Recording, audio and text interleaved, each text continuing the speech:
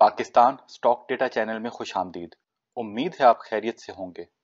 तो देखते हैं मार्केट का Capman analysis. Service global footwear, इसके रिजल्ट्स को देख लेते हैं। इन्होंने अभी 2 रुपए का डिविडेंड दिया। इस पूरे साल के रिजल्ट्स को एनालाइज करें तो रेवेन्यू पिछले साल से बेहतर हुआ, ग्रॉस प्रॉफिट भी अच्छा हुआ और प्रॉफिट आफ्टर टैक्सेशन भी काफ़ी अच्छा हुआ है। तो 1.67 की ईपीएस के मुकाबले में 5.75 की ईपीएस हो गई है। अब इसके ट्रेंड को देखें तो ट्रेंड इस क्वार्टर में थोड़ी सी सेल्स कम हुई हैं। वैसे पहले ऊपर की तरफ था। ग्रॉस प्रॉफिट भी इस मर्तबा कम हुआ है, लेकिन नेट प्रॉफिट थोड़ा ज़्यादा हुआ है इस क्वार्टर में। तो कुछ इनकी अदर इनकम भी आई होगी और पूरे साल में 5 रुपये 75 पैसे की ईपीएस में से 5 रुपये का डिविडेंड दिया है। तो अभी के हालात में हमें ये अज्यूम करना चाहिए कि 24 में भी 23 जैसी परफॉर्मेंस रहेगी। तो अगर 5 रुपये का डिविडेंड दिया तो डिविडेंड यील्ड तकरीबन इसकी 9-10% बनेगी, which is not bad. Tier 2 से थोड़ा सा ही कम है। और प्राइस अर्निंग देखें तो वो प्राइस अर्निंग थोड़ी ज़्यादा है, लेकिन क्योंकि डिविडेंड दे देते हैं जो कमाते हैं, उस हिसाब से डिविडेंड यील्ड पे ही इसकी असेसमेंट होनी चाहिए। बुक वैल्यू को देखें तो बुक वैल्यू इसकी अभी ज़्यादा नहीं है, क्योंकि कुछ अर्से पहले ही इसका आईपीओ आया था।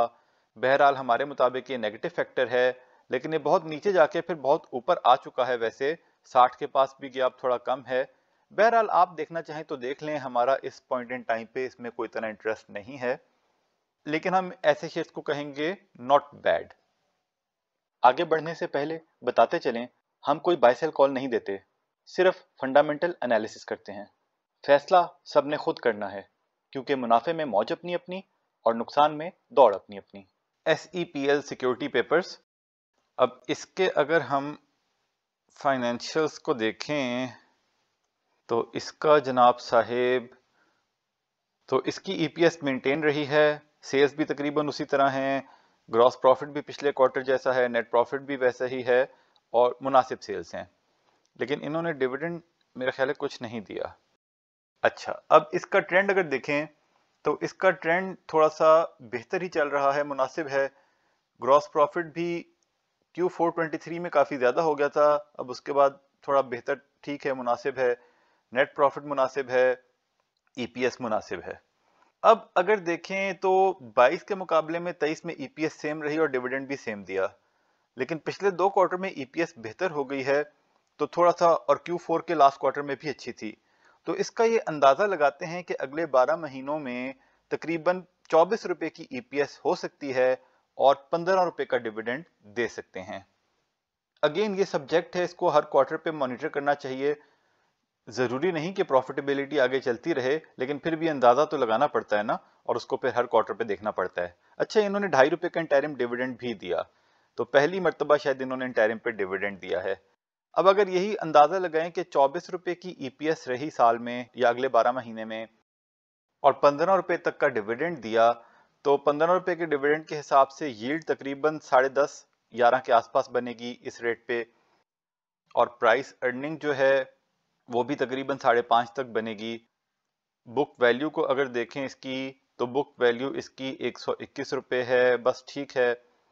5 साल की परफॉर्मेंस देखें तो ये बीच में यहाँ पे कहीं पे इसमें कोई गेम डली थी और ये 220 तक चला गया था, और अब नीचे है, 90 तक आया, और अब भी तकरीबन अपने जो ऊपर आया है उसके आसपास ही है। लेकिन ये हमारे टियर 2 में फॉल करता है और इसकी परफॉर्मेंस मुनासिब चल रही है, उस हिसाब से इसमें कुछ ना कुछ इन्वेस्टमेंट की जा सकती है, बहुत ज़्यादा नहीं। हाँ, यहाँ से अगर नीचे आ जाए तो फिर इन्वेस्टमेंट को बढ़ाया जा सकता है। और ये डिविडेंड ज़्यादा अपना देते ही ईयर एंड पे हैं, तो इसमें ईयर एंड के आसपास आके पहले भी बन सकती है, लेकिन ईयर एंड के आसपास आके इसमें मूव बन सकती है। तो इसमें कुछ ना कुछ इसके बारे में सोचा जा सकता है। लेकिन इसके कुछ ना केसेस भी चल रहे थे, उसको हमने बहुत ज़्यादा फॉलो तो नहीं किया। आप पहले वो देख के फैसला कीजिएगा, वो जो केसेस कोई चल रहे हैं उसकी वजह से कोई मसला ना हो जाए। बहरहाल प्रॉफिटेबिलिटी अच्छी है और डिविडेंड भी, मतलब डिविडेंड यील्ड भी मुनासिब है, इतनी अट्रैक्टिव नहीं है लेकिन बस ठीक है। और वही बात है कि अगर ईपीएस इसी तरह चलती रहे तो फिर किसी ज़माने में इसमें इसी तरह की गेम डाल के ऊपर लेके जा सकते हैं। ज़रूरी नहीं वो 1 साल के अंदर हो, लेकिन फिर भी जब मार्केट बूम करेगी तो फिर इसमें भी वो बूम आ सकता है। वैसे तो फजूल शेयर्स में भी बूम आ सकता है, लेकिन ये वो शेयर है जो मतलब अपनी परफॉर्मेंस की वजह से जिनमें थोड़ा सा बूम आ सकता है। ये सारा डेटा हमने PSX की साइट से लिया। आप खुद वैलिडेट करें, फिर अपना फैसला करें। याद दहानी करवा दें कि बाय सेल कॉल नहीं थी, वजह पहले बता चुके। तज्जिया पसंद आया तो शेयर, लाइक, सब्सक्राइब करें, बेल आइकॉन पे क्लिक करें। खुश रहें और अपने अमल पे तवज्जो दें। अल्लाह के हवाले।